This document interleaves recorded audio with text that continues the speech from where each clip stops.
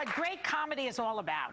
If it wasn't for Phyllis Diller, I'd still be at exit 60 on the Long Island Expressway making papier-mâché puppets. So please welcome my hero, Phyllis Diller.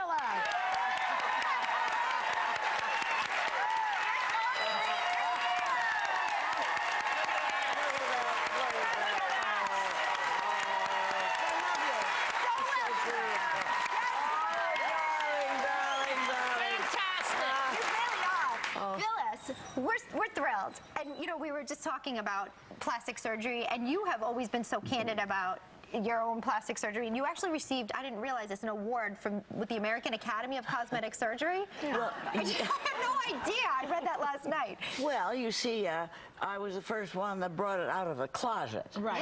Yeah. And because it used to be treated as an abortion. Yeah. Or something worse. Secretive, right? Oh, yeah.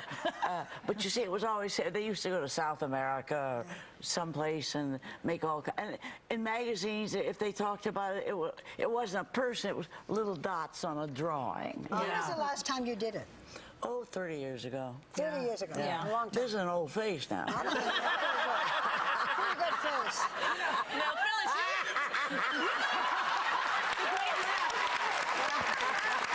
She really does laugh like that. I mean, that is not a put on. I've had drinks with her last night. She had the same laugh. She's just laughs. We emptied a couple of joints. all right. Good to know. You know, Phyllis, you know, you're going to be 90 this year. She's going to be 90 this year.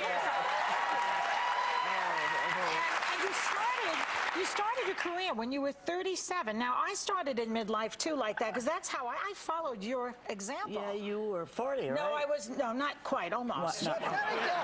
Don't say numbers. No numbers, no numbers, okay. But anyway, what made you take so long? I mean, I have my own reasons. Oh, well, I have many. I have 5 children. Wow. Yeah, there's 5 good I was reasons. home cooking. That's what I was doing. Yeah. And I had a job at a radio station, and things just got worse and worse and worse. And so you decided to become a comedian? Yes, because, well, my husband caused me to do it. He just insisted that I become a comic. I mean, it wasn't my idea. I would never have thought of it. Well, weren't you the first one who did real stand-up comedy? There was no female stand-up comic before you. Well, there were, but they never happened. There was Jean Carroll, but she got out of the business. We have a wonderful clip from the 1950s, I think, of you on with Jack Parr. Shall we show it? Take a look. We get to see that? Yeah. I love to go to the doctor. Ooh. Where else would a man look at me and say, take off your clothes?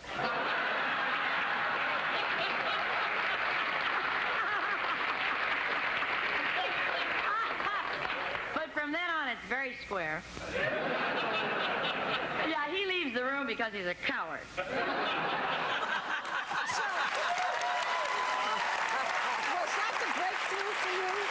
Was that the breakthrough for you, being on that show? Jack Parr, he did it. He did it, and he did it on purpose. We're all from Ohio, and they kind of stick together like relatives. Right. It's amazing. She's from Lima, Ohio, right? Yes, everybody wants to call it Lima, but you never ate Lima beans. No, you didn't. Were your children supportive of you when you started to do stand-up? Well, they were so small, they just knew that I wore a lot of makeup and I worked nights.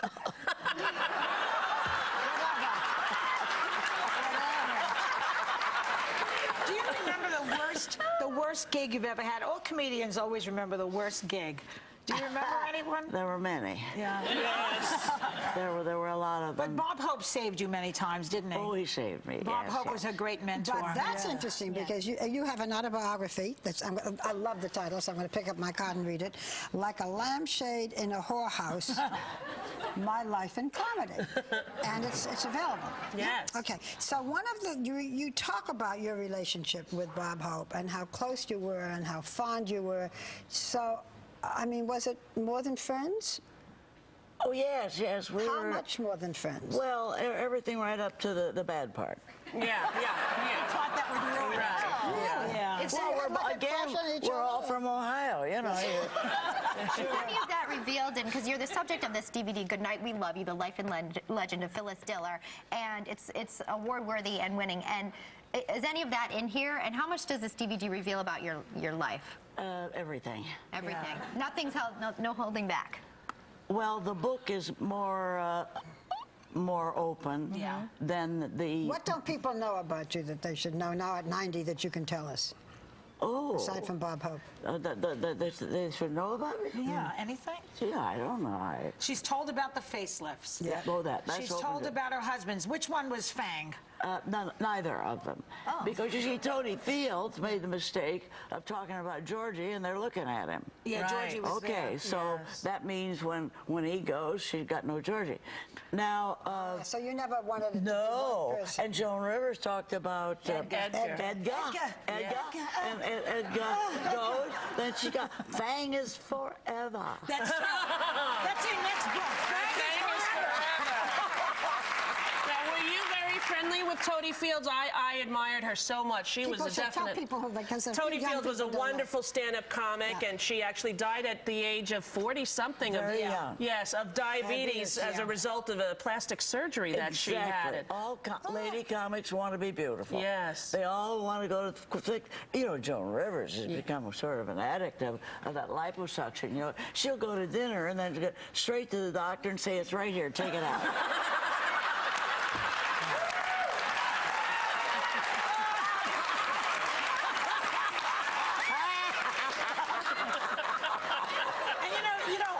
Phyllis, the other thing about Phyllis is she's a great pianist. Yes. She's a wonderful artist. Painter. Her paintings are selling all over the place. They're flying out the door, right? Yes, they are. Yeah. And when did you start painting, Phyllis? 1986. Yes, and you just self-taught?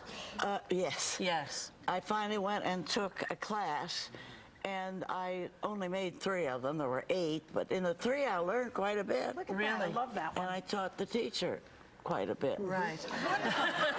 And were you friends with Toady Fields, this wonderful... We were, I loved her. Did you? Yes, we were very close. She did not like Joan. No. For some reason or other, I don't know. Do you think that female comedians, and Joey talks about it all the time, that it is in general tougher than it is for men? Is it still? Yes. I would say it's tough to be a comic, whether you're an alligator or a snake. Right, yes. It's tough stuff. Yeah.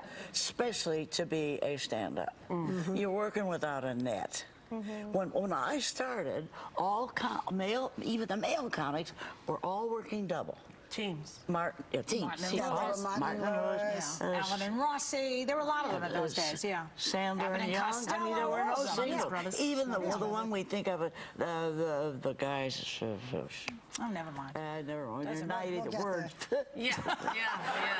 Sometimes when you're 45 too, it happens to me, Phyllis. Really? We both have leaky eyes and we forget things. There you go. To me, forget about whether she remembers everything. Her brain is completely intact. She's still funny. She knows how to grow old gracefully. It's just you're an incredible example for You women certainly are. We everywhere. love you very, very much. And thank you for being here. I'm so happy. It's an honor and a thrill to have you, Phyllis Diller. It really is.